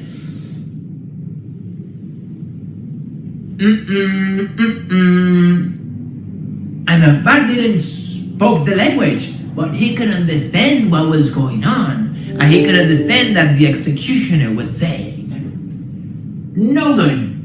He's incomplete. He is no good for the sacrifice. No good for the goddess. Let him go." And when the great King Akbar understood what was going on, he said like, he thought his head was still there. So he said, "Now I'm free." He jumped into his horse and with his 9 fingers started running back into his castle.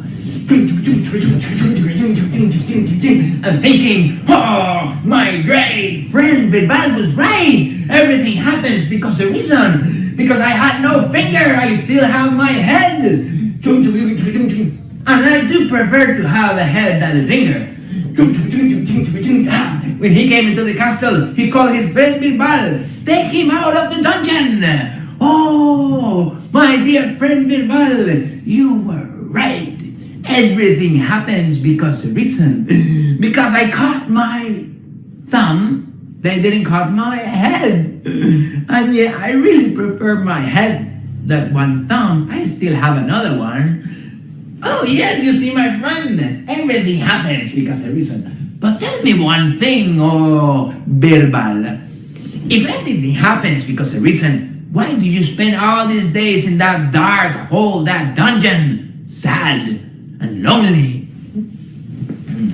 "Oh, my great friend Akbar, I tell you, everything happens because of reason. Because if I was not in the dungeon, I was going to be riding my horse with you. And if they didn't cut your head, they will be cutting my head. So I prefer to be there in the dungeon these days. So you see why, my dear friend Akbar, and my dear friends over there in Jamaica, why? Everything happens because of reason."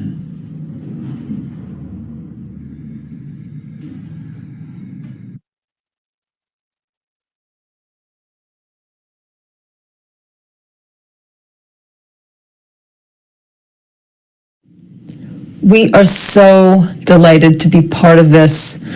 We're happy to be with you, but we would really like to really be with you. Feel the warmth of the people, the warmth of the sun. Well, we're feeling warmth here. We're feeling the warmth of these lights that have transformed our little dining room into a storytelling stage. But we're flexible. We're all flexible, and we're delighted to be here in whatever way we can be with you. We are going to tell a story now, a story that I heard growing up from my dad. Barry heard it in different places, in Europe and other places. It's a world folk tale. It's a story that's from China, from Japan, from Eastern Europe, from my tradition. And it's a story that we both love. It's a story that kind of beats in our hearts all the time, but has been really prominent in our hearts and minds now during this time when our country is going through so much tension and just in a world that is feeling so much challenge. And so it's a story that we feel compelled to share now. And to do that, we are going to bring in my little harp, and here we go.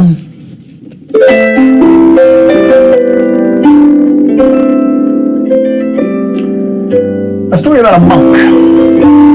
A monk who, for his entire life, had been searching and searching for the answer to one question. That question was, what exactly, 100% without a doubt, was the difference between heaven and hell? For his whole life, he'd been searching for this answer, and he'd done everything he could to find the answer. He'd read about it, he'd prayed about it, he'd meditated about it, he'd done everything. He'd talked to other monks and say, what do you think the difference is? And they'd say, well, I think it's blah, blah, blah, blah, blah. And then he'd say, all right, so when was the last time you were there so you can prove it to me? Because he didn't want to know about faith, he didn't want to know about belief, he wanted to know 100% without a doubt what was the difference. So for his whole life he'd been searching, for his whole life he'd never found it. Till finally one day he was sitting in his cell, his room in the monastery, his back was to the doorway, he was facing the wall, he was concentrating just as he'd done for his entire life on that question, what was the difference between heaven and hell? When all of a sudden this now very old monk felt a presence behind him in the room. And before turning around, he knew that the one who was there was no monk, but he was pretty surprised to discover who was there. It was an angel. And the angel gazed down upon him and said, for your whole life, you have been searching for the answer to one question. What is the difference between heaven and hell? Well, I've been sent here today to show you. And then the angel turned and left the monk's cell. Well, the monk wasn't going to let this angel get away. This could be the one chance to find out. So the monk stood up and he ran out of his room into the hallway. But when he got out there, he found himself not in the hallway of the monastery, but instead he found himself at one end of a long, seemingly endless hallway that just disappeared off into the distance. And he could see that angel going further and further and further away from him down that hall. Well, he wasn't going to let the angel get away from him. This was the chance of a lifetime. This was the goal of his lifetime. And so he followed that angel down that hallway. But as he walked, time stopped having meaning. He didn't know if minutes passed, if days passed, weeks, kind of like the wait people had to do in the United States for the results of the 2020 presidential election. It felt a little like that, but finally, he approached the end of a hallway. And the angel stopped there in front of two doors. One door had a sign on it that said, heaven. The other door had a sign on it that said, hell. And the angel said, let's take a look at hell first, and opened that door. And when the door to hell opened, the first thing that the monk noticed was a smell. But it wasn't a bad smell like you're probably thinking right now. It was actually a fabulous, delicious smell of a stew cooking in a pot. You know what it's like when you're in your house and your favorite food is cooking?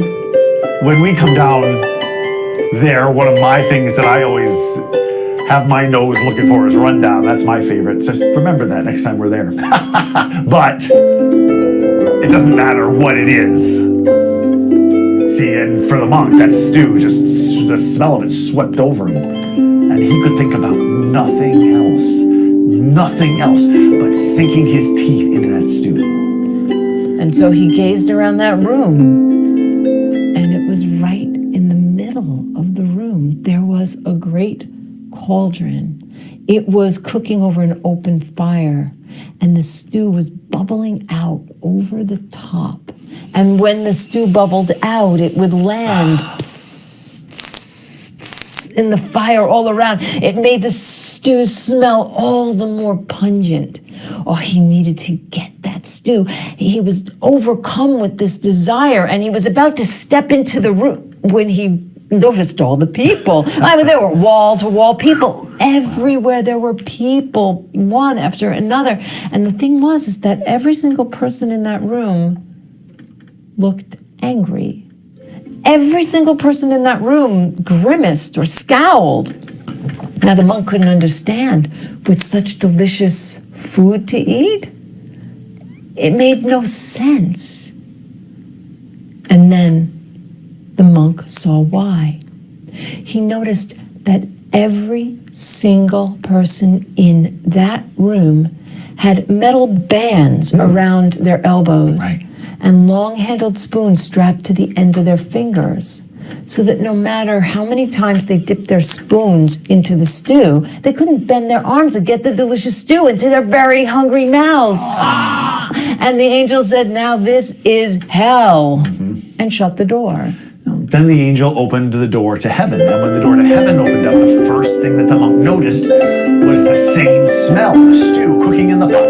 It swept over the monk, and once again, he could think about nothing else but sinking his teeth into that stew. He looked around that room, and once again, he saw that same cauldron, or the same type anyway. It was cooking over an open fire, and the stew was bubbling out over the top.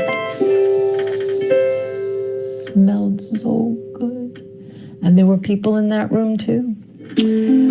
Wall-to-wall people everywhere he could see. And in this room, every person also had metal bands around their elbows and long-handled spoons strapped to the end of their fingers. Only in this room, every single person looked happy. Every single person in the room was smiling. And then the monk saw why. Because in this room, every single person there had learned to dip their spoons into the stew, turn and feed the delicious stew to one another. And the angel said, "This is heaven," and shut the door.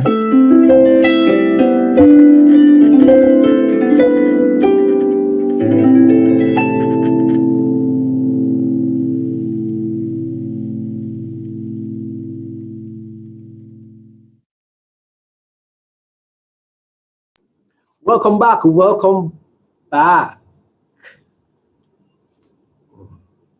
And now we're going to go right into what's called a banter announcement of what's happening on Sunday. And you are all invited to come online and share in the experience. Remember, it's not a one-day event. Right. It goes throughout the week, so you need to stay tuned, look at your flyer, stay tuned, because along with the stories comes with other things that you will enjoy, that will benefit you immensely. So Sunday it is again for another section, another segment. And of course, we have going right throughout the week. So stay tuned. Okay, right now we have, yes, we're going into a segment now of banter, where the storytellers will be having a little chat. But before we go into the banter part, we're going to go right into our tributes, right? Yes. And story by Amina. Whoa! So we've got that lined up right for you. So enjoy, relax again, and just ready yourself for an immensely powerful story from Amina, as did the other storytellers and our tributes. Right over to you. So Jerry, which story have you enjoyed the most so far? Guess what? I'll keep it a secret until we come back. All right. And I have enjoyed all of them, because some of these stories I've never heard before. So I'm enjoying the stories. Okay. All right. So right to our tributes.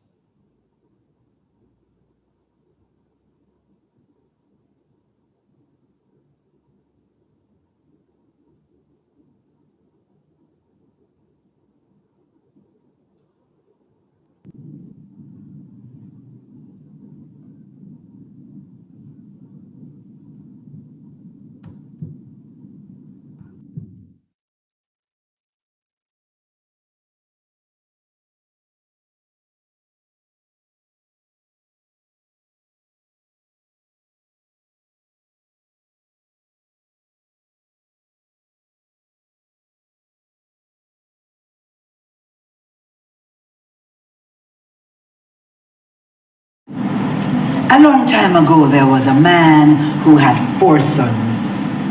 And each boy had a very special gift. The first boy had the gift for reassembling anything which had been broken. The second boy, he could turn any garment into flesh. The third boy, he could breathe life into anything. And the fourth boy, well, he should have been called Adam because he had the gift of giving everything a name. Now this man was a hunter, and one day, as hunters do, he went off hunting. And one day became 2, and 2 days became many nights, and many nights became many valleys, and many valleys became many mountains, and many mountains became a long, long time. And they didn't see him come back. And so they presumed he was dead. And they had all of the funeral rites, the 9-night, the set-up, the burial, and they forgot about him, except when he left, his wife was pregnant. And in time, she gave birth to a 5th child, who also turned out to be a boy. And as this boy grew, he realized that everybody in the village had a mother and a father. Only him never had a father. And so one day he said to his mother, "Where is my father?" And the mother told him the story. He went off hunting. He didn't come back. We thought he was dead. We had a funeral, and here we are getting on with our lives. And that little boy was furious. He was so angry. He was so sad. He was so distraught that his brothers decided they would go off to find out what really happened to their father. And they were gone for 1 day. That became 2. 2 days, that became many nights that became many valleys that became many mountains that became a long, long time. And one day, when they were down in the valley, the first boy thought he stubbed his toe on something, but he kept on walking, and he stubbed his toe a second time, and the third time he said, "I wonder where I stubbed my toe upon." And he went back and he looked, and it was a toe bone. And he picked it up, and he looked some more, and it was an ankle bone. And when he looked around, the entire valley was full of bones, like the railroad of bones scattered at the bottom of the Atlantic. And he picked up that toe bone. Find the toe bone connected to the ankle bone, and the ankle bone connected to the shin bone, and the shin bone connected to the knee bone, and the knee bone connected to the thigh bone, and the thigh bone connected to the hip bone, and the hip bone connected to the backbone, and the backbone connected to the shoulder bone, and the shoulder bone connected to the neck bone, and the neck bone connected. And when he was finished, the bones had a shape as if it could have been a human being. And the second boy said, I'm going to put my jacket on these bones, which appear as if they want to be rattling. And he took off his jacket and he put it over them bones. And the bones were covered in flesh.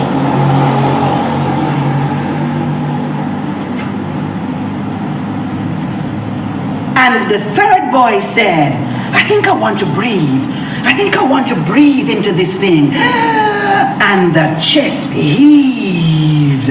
And the fourth boy, he looked at that thing and he said, me, I think I want to give this thing the most important name a man can have. I think I want to call it Daddy.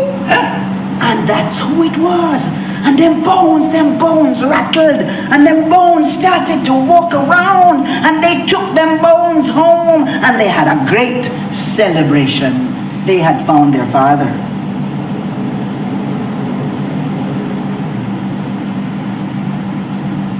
And at the end of the celebration, the father said, you know, when I went out hunting, I found a treasure, and I want to give it to the boy who did the most to bring me back.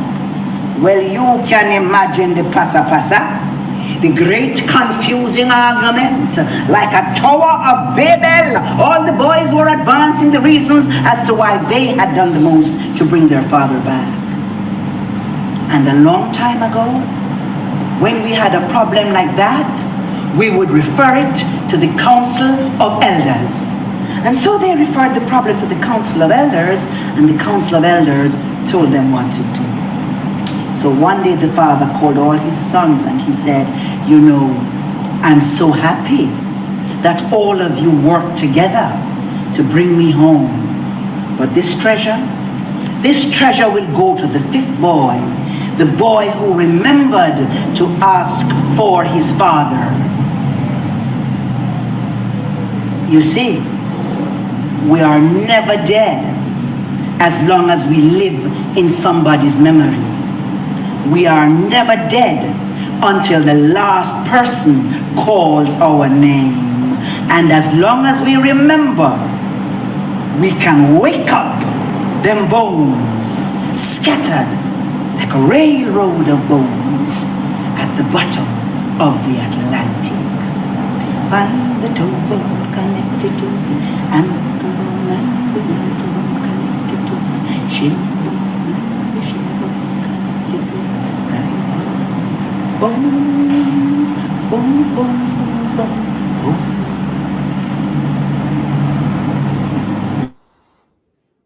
Well, thank you for that enthralling story. Thank you.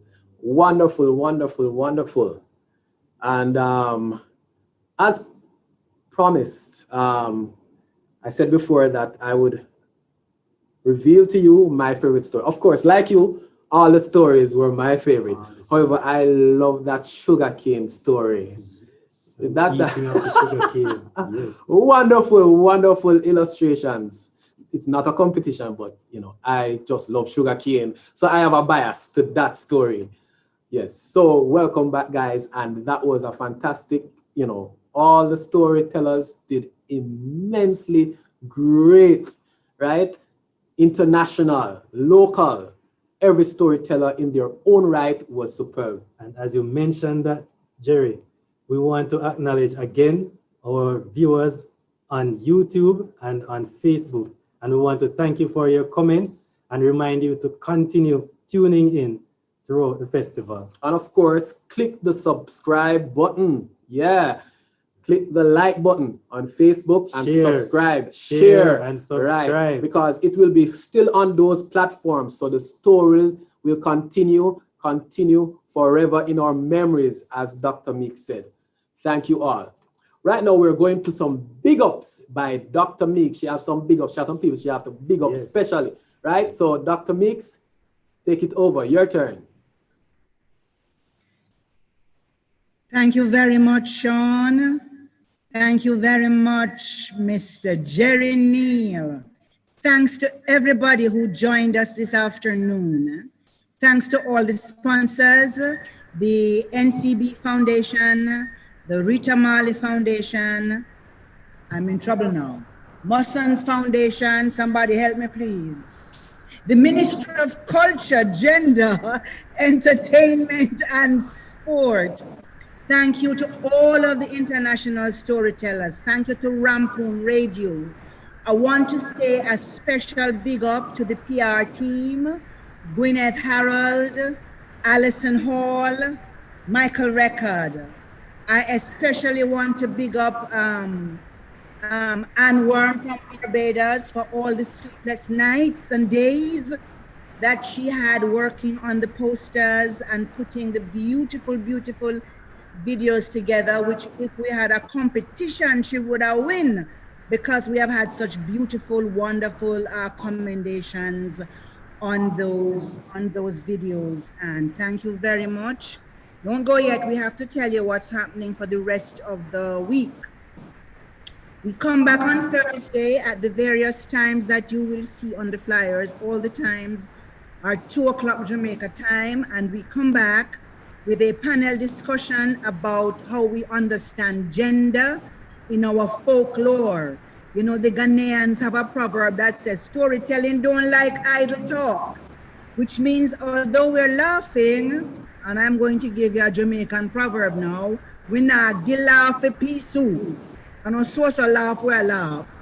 There is a great deal of philosophy, of politics, of sociology in what we're saying. And so we want to look at our folklore through those eyes. How do we understand gender within the stories and what the stories can teach us about gender? And then when we come back Friday morning now at 10 o'clock, me I go launch me own a book. Yes, me have a book, a children's book. Name, that's a good idea. And you can go now to www.tagipronancy.com and pre-order your copy. And the first 20 people to pre-order will get one of these beautiful posters which are behind me now. That's a good idea. Friday, of course, is National Storytelling Day in Jamaica, and the schools are going to be joining us at 12:30 through the kind collaboration of the Ministry of Education. We get to broadcast 1.5 hours of stories to the school. That means that the Ministry of Education knows that storytelling does not like idle talk. We have also sent out invitations to the schools in Cayman, the schools in Grenada, and I believe the schools, if not at least some of the children in Barbados. And already I'm getting ideas in my head about how we are going to keep that going, Ken. Wouldn't it be wonderful to have a collaboration between Anwarm and Tukuma and the Jamaica Library Service that trains our young people into storytelling? And wouldn't it be wonderful if we could also use this platform to say, hello, CARICOM, we want a regional storytelling festival. Ken, how are sounding? If you think a sounding good, clap me. Yes, indeed. I think I sounding good, so I'm clapping myself. And then on Saturday, on Saturday at 2 o'clock, we're having an Ananse rerun, the brilliant idea of Anne from Barbados. So on Saturday, we are going to be looking at some of the highlights of this week's festival, but also looking at the journey that brought us here. Ken has been here, Michael has been here, some of the tellers who have tuned in to today who are not telling in this festival have also been here, so you will see yourself in the rerun. On Sunday, we close with a discussion about reparation. Don't think we are just a skin with teeth for nothing, because our culture has been denigrated. We can't do nothing good, we can't please anybody. And so we want to look at culture as one aspect of the reparation. And to do that, we're going to be examining the history of Ananse, the image of Ananse. Nobody thinks that we're coming to present any university papers, because our parents who were great philosophers never present any university papers. So the papers are going to be via Ananse stories. When we tell the stories, what are we learning about Ananse? And it's going to be a courthouse. And I get to understand that nobody loves courthouse better than Caribbean people. Them dress up, them put on them suede suit, and them little felt hat, and them two-tone shoes, and them diamond socks, and them circle skirt, and them come a court. Well, Sunday, you are invited to come into the courthouse. And all you things say, if you put a padlock on a bullfrog mouth, the witness cannot speak, you are going to be sadly mistaken, because all these witnesses can speak. And that will be Sunday. Follow us on our various Facebook pages, the Jamaica Library Service Facebook page and YouTube channel. We'll definitely have the schedule. All the storytellers will be posting the schedule for the next day, the evening of, and so you can follow that as well. Thank you, everybody. If there is anybody who wants to say something, thank you. Now is your chance. We never say speak now or forever. Hold your peace, because tomorrow you can speak again. But is there anybody who wants to, who feels moved? You know, like when you go to church And the pastor said, I want a testimony. And anybody have a testimony? Yes, please, Hope. Unmute yourself, Hope. Okay, good. Pleasant day to everyone, wherever you are. This was really an eye-opening Your experience. video, please. I'm sorry, we can't see you. Okay. All right. So good afternoon, everyone. Well, good afternoon here, but a pleasant day to you wherever you are in the world. This was really an eye-opening experience.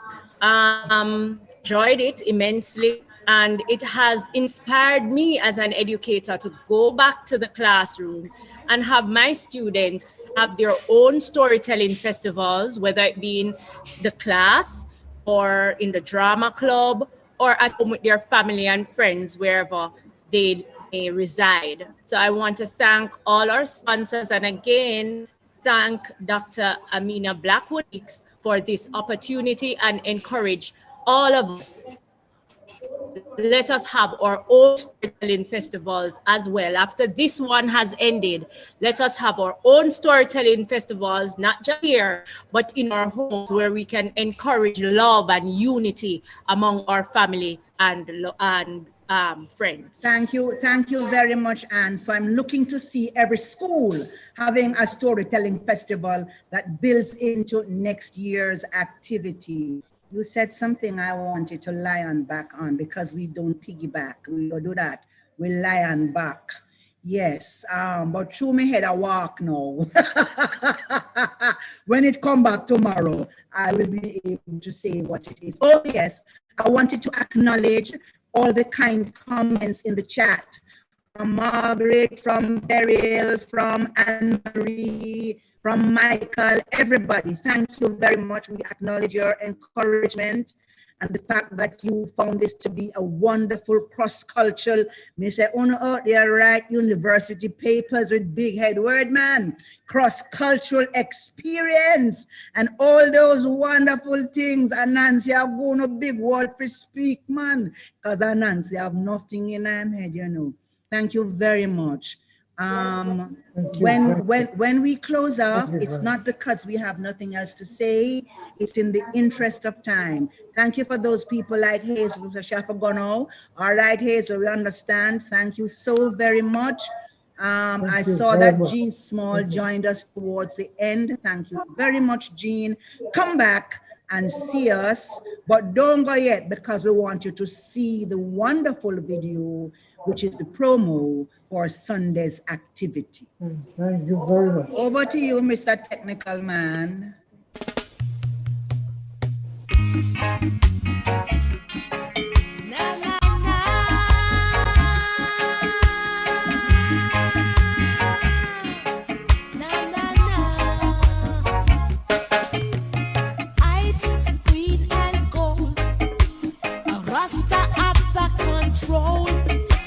They try to keep us down, scatter us all around to diverse parts of the earth, hoping we'd waste away.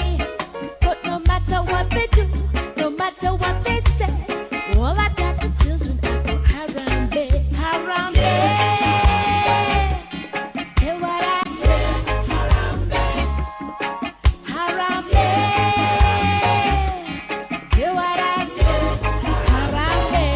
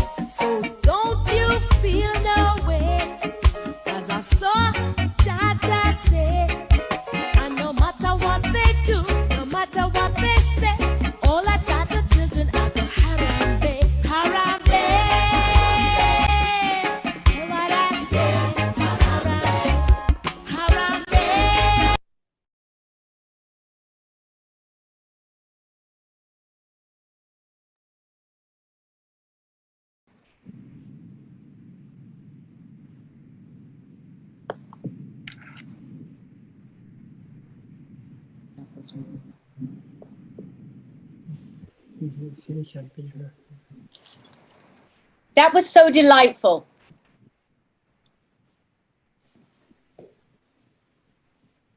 Wonderful, wonderful. Thank you.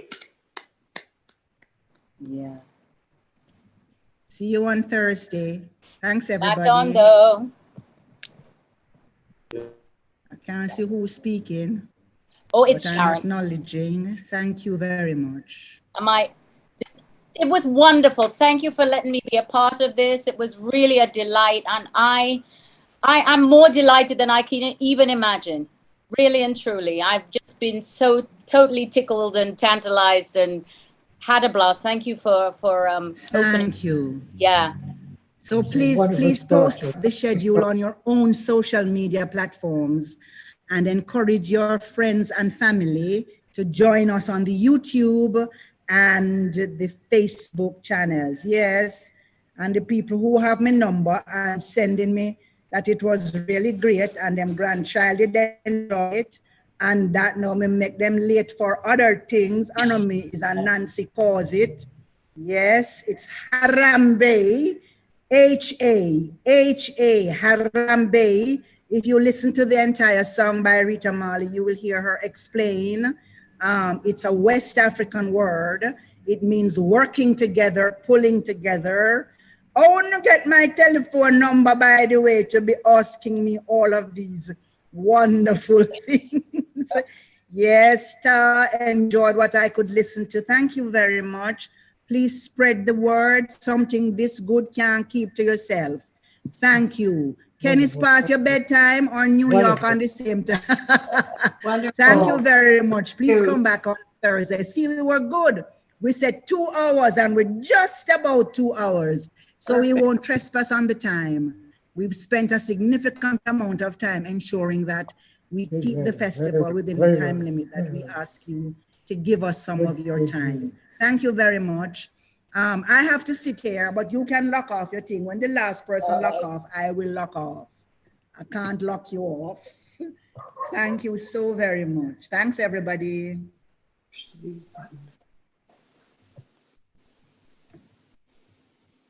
Harambe, yeah, yeah. You hear what they say, Harambe. What color is the rainbow? Check it next time it shows.